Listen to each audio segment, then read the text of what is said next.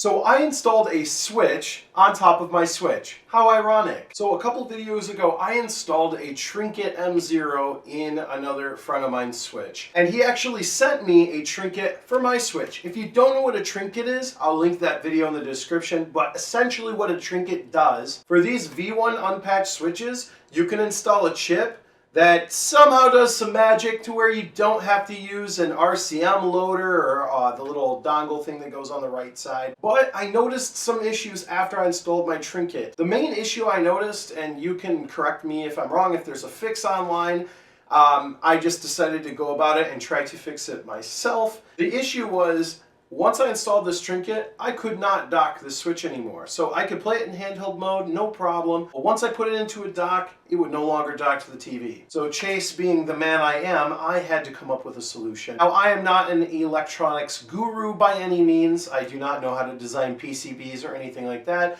but I do have general electronics knowledge. So instead of taking this switch apart to show you the solution, I'm just going to explain it. I think it's going to be very simple and straight to the point. So this button up top is actually called a tactile switch. So when you push it, it connects whatever you've soldered to both legs, it connects them, and when you let go of it, it breaks that connection. So we have two USB lines that go to the USB port. Essentially what this button does is just breaks the connection and reconnects the connection for one of the USB lines. So in order to boot the switch, you have to push this button and hold the power button down at the same time.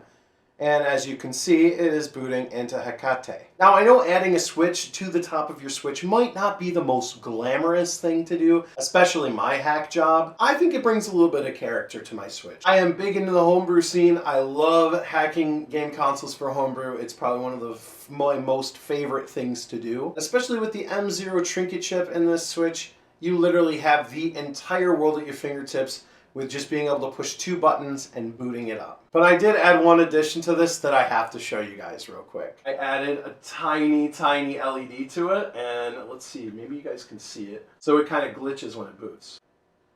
There you go, now you can see it.